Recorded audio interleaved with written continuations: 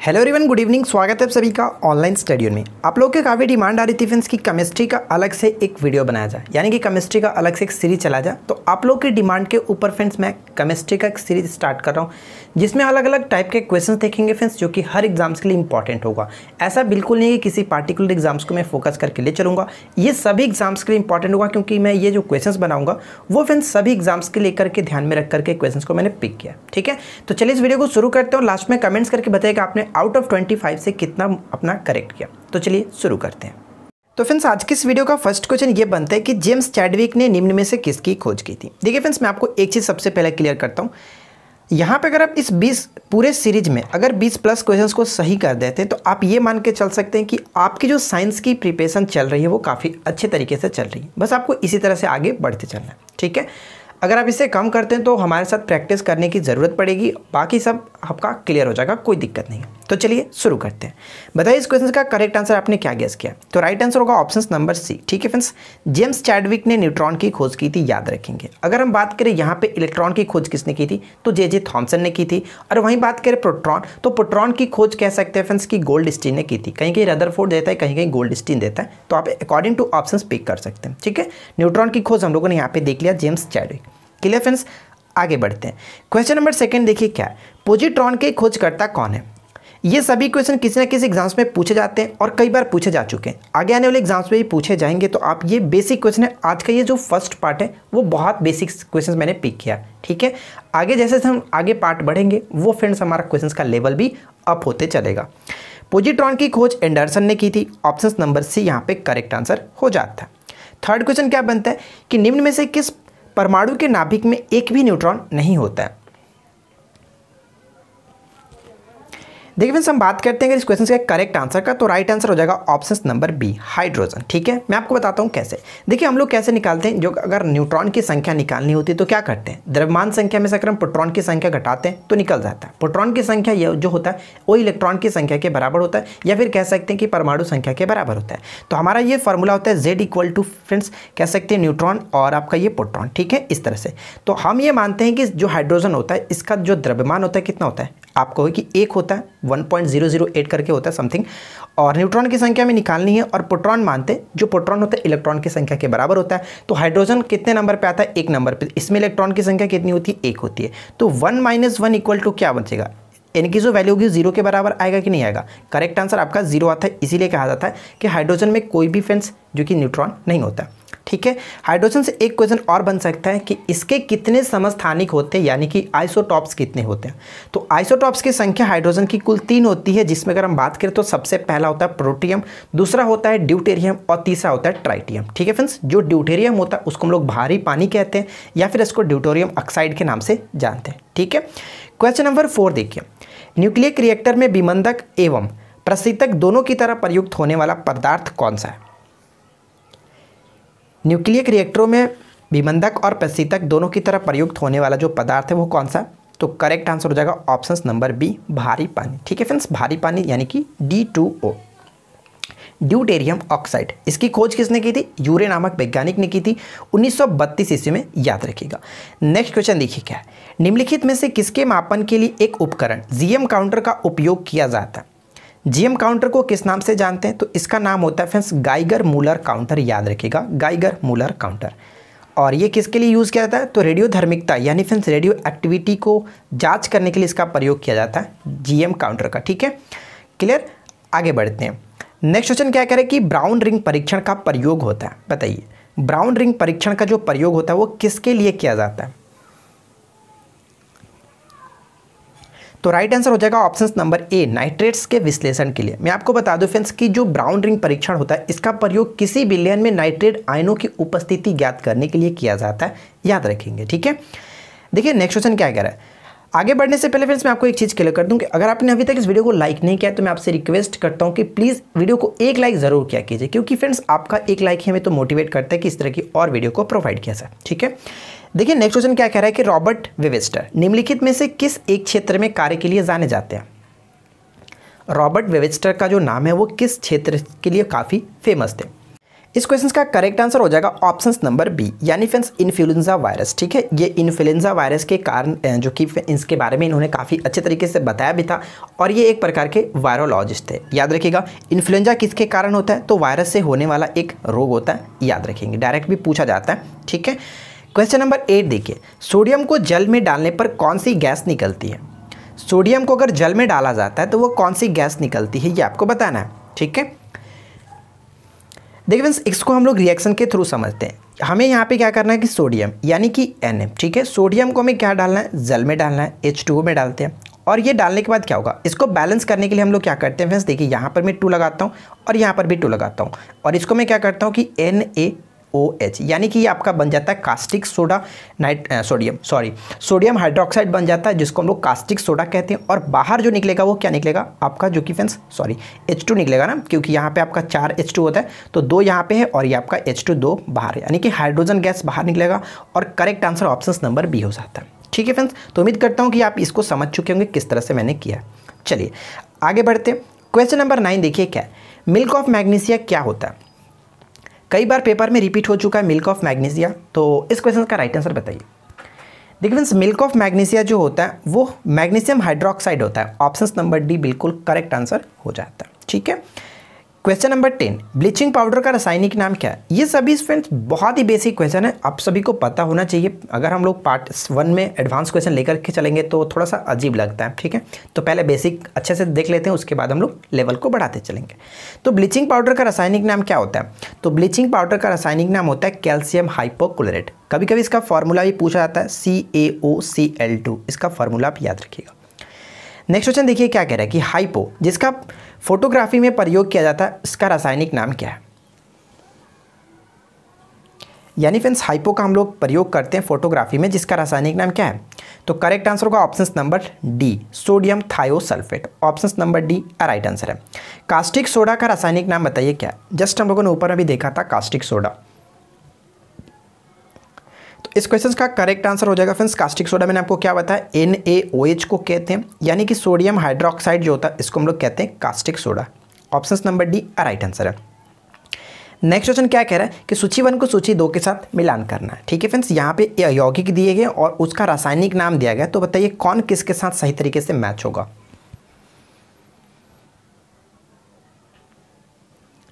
तो चलिए एक एक करके देखते हैं। देखिए नीला तोता को हम लोग क्या जानते हैं, नीला तोता जो होता है वो किसका प्रचलित नाम है, कॉपर सल्फेट का, यानी कि ए का डी होना चाहिए। ए का डी के साथ या तो बी होगा या फिर डी होगा। ठीक है, आगे देखते हैं। बेकिंग सोडा कई बार पेपर में देखने को मिलता रहता है। बेकिंग सोडा फ्रेंड्स क्या होता है, सोडियम बाइकार्बोनेट। ठीक है, NaHCO3, NaHCO3 को हम लोग बेकिंग सोडा कहते हैं, जिसको बाइकार्बोनेट, सोडियम बाइकार्बोनेट, यानी कि आपका सी के साथ फर्स्ट होना चाहिए। तो सी के फर्स्ट यहाँ पे मिल रहा है, यानी कि ऑप्शन नंबर डी करेक्ट हो जाता है। याद रखिएगा कास्टिक सोडा हम लोग जस्ट ऊपर में देखा friends, caustic soda sodium hydroxide यहाँ पर भी देख सकते हैं, और यहाँ पे एप्सम साल्ट जो होता है वो मैग्नीशियम सल्फेट को कहते हैं एप्सम साल्ट। ये डायरेक्ट ही पूछा जा सकता है कि एप्सम साल्ट क्या होता है, तो मैग्नीशियम सल्फेट को कहते हैं। क्लियर, चलिए आगे देखते हैं। नेक्स्ट क्वेश्चन क्या दिया है कि नीला तोता या फिर तूतिया क्या है। बताइए फ्रेंड्स कि नीला तोता या तूतिया क्या होता है, क्या होगा करेक्ट आंसर। तो इस क्वेश्चन का राइट आंसर जस्ट हम लोगों ने ऊपर में देखा है, नीला तोता या फिर इसको तूतिया कहते हैं, और ये होता है कॉपर सल्फेट। ठीक है फ्रेंड्स, CuSO4 इसका फॉर्मूला होता है, याद रखिएगा CuSO4। चलिए आगे देखते हैं। बर्फ की रचना में प्रत्येक ऑक्सीजन परमाणु 4 दूसरे ऑक्सीजन परमाणु के साथ घिरे होते हैं, यह आकृति कैसी होगी। करेक्ट आंसर हो जाएगा ऑप्शन नंबर ए, चतुष्फलकीय। जो बर्फ की रचना होती है वो चतुष्फलकीय होती है, option A will be correct answer. Next question क्या कह रहा है कि जल में सबसे कम घुलनशील गैस कौन सी है। जल में सबसे कम घुलनशील गैस बताइए कौन सी है। Right answer will be option A, यानी कि नाइट्रोजन करेक्ट आंसर हो जाएगा। जल में सबसे कम घुलनशील गैस नाइट्रोजन होता है। भाप अंगार गैस किस किस के मिलने से बनता है, या फिर जो कहने का मतलब फिर से मिलकर के बनी होती है, ये आपको बताना है। भाप अंगार गैस किस किस के मिलकर के बनी होती है। तो भाप अंगार गैस का मतलब क्या होता है फ्रेंड्स, एक तो कार्बन मोनोऑक्साइड इसमें होता है और एक होता है हाइड्रोजन। ठीक है, इन दोनों के मिश्रण को हम कहते हैं भाप अंगार गैस। और साथ ही साथ अगर हम एक चीज़ और देखें तो कार्बन मोनोऑक्साइड और अगर नाइट्रोजन की मिश्रण होगा तो उसको हम लोग कहते हैं फ्रेंड्स प्रोड्यूसर गैस। तो ये दोनों मोस्ट इंपॉर्टेंट है, पेपर में अक्सर देखने को मिलता रहता है। तो फिलहाल इस क्वेश्चन का राइट आंसर आपका हो जाएगा कार्बन मोनोऑक्साइड और हाइड्रोजन के मिश्रण को कहते हैं। ठीक है, हैलोजनों में सर्वाधिक प्रभावशाली ऑक्सीकरणकर्ता कौन सा है? ग्रुप 17 के तत्वों को हैलोजन के तत्वों के नाम से जानते हैं और इसमें फ्रेंड्स क्या क्या होते हैं, आपको क्लोरीन होता है, ब्रोमीन होता है, आयोडीन होता है, ये सभी इसी के अंतर्गत आते हैं। ठीक है, अगर हम बात करें इसमें सबसे अधिक जो ऑक्सीकरण करता होता है वो होता है फ्लोरीन। ऑप्शन नंबर बी बिल्कुल करेक्ट आंसर हो जाता है। नेक्स्ट क्वेश्चन में क्या दिया गया कि कार्बन मोनोऑक्साइड की अभिक्रिया 300 डिग्री सी पर हाइड्रोजन से कराने पर क्या होगा? बताइए क्या बनता है? इस टाइप का जब भी क्वेश्चन आपको दिया जाता है फ्रेंड, तो उस कंडीशन में आपको क्या करना होता है कि एक छोटा सा रिएक्शन आप खुद से बनाने की कोशिश कीजिए। डेफिनेटली आपने रिएक्शन पढ़ा होगा 10th 12th क्लास में, तो इसमें कोई दिक्कत नहीं होता। यहाँ पे देखिए कार्बन मोनोऑक्साइड यानी कि हम CO ले सकते हैं। कार्बन मोनोऑक्साइड की अभिक्रिया फ्रेंड्स हमें किससे कराना है? हाइड्रोजन गैस से कराना था, यानी कि हाइड्रोजन गैस से करेंगे। अब ये हाइड्रोजन गैस से करेंगे तो देखिए फ्रेंड्स, इसको मैं बैलेंस करने के लिए यहाँ पे मैं क्या करता हूँ कि दोनों तरफ मैं 2 से मल्टीप्लाई कर देता हूँ और यहाँ पे 2 हो गया। तो ये फ्रेंड्स जो कि सेटिस्फाइड नहीं करेगा, देखिए CH4 तो बनेगा, मीथेन बनेगा, CH4 बनेगा, लेकिन यहाँ पे आपका जो कि कहने का मतलब आपका यहाँ पे 4 होगा। ठीक है, यहाँ पे अगर हम 4 करते तो ये हमारा बैलेंस हो जाएगा और बाहर क्या निकल जाएगा? यहाँ पे आपका 2 हो जाएगा, क्योंकि देखिए यहाँ पे 2 कार्बन है तो यहाँ पे 2 कार्बन, 4 दूना 8 हाइड्रोजन, यहाँ पे हाइड्रोजन और ऑक्सीजन आपका बाहर निकल जाता है। ठीक है, तो यहाँ पे हमारे बनने का क्या? कार्बन मोनोऑक्साइड की प्रक्रिया अगर हम अभिक्रिया हम कराते हैं हाइड्रोजन गैस के साथ, तो देखिए मैंने हाइड्रोजन गैस के साथ कराया तो क्या बना? मीथेन बना, यानी कि करेक्ट आंसर हम बी को टिक करके आगे बढ़ सकते हैं। और अगर पूछ जाता कि बाहर क्या निकलेगा, तो जो कि ऑक्सीजन गैस बाहर निकलता है। ठीक है फ्रेंड्स, चलिए आगे बढ़ते हैं। नेक्स्ट देखिए क्या है, निम्नलिखित का मिलान करें एवं सही विकल्प का चयन करें।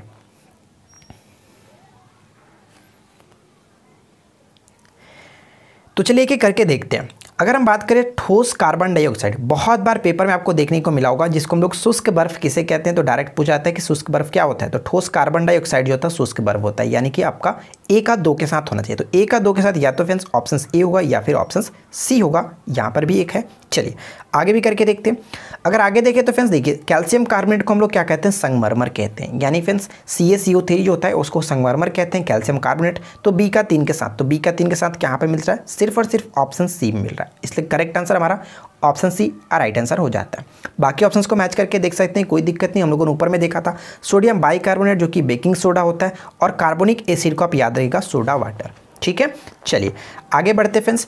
और नेक्स्ट देखिए क्या है, कॉपर सल्फेट को किस धातु के डिब्बे में रखा जा सकता है?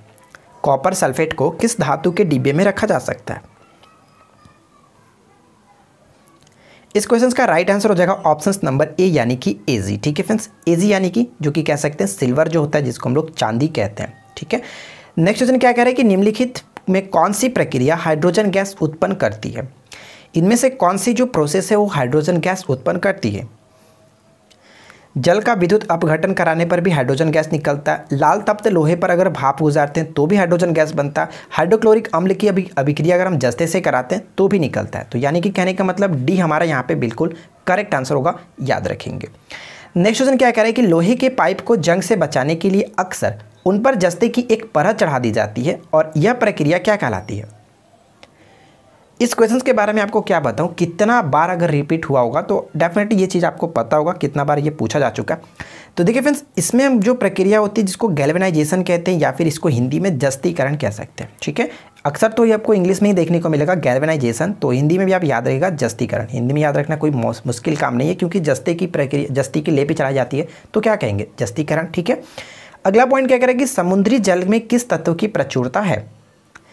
तो बताइए फ्रेंड्स कि समुद्र जल में किस तत्व की प्रचुरता है?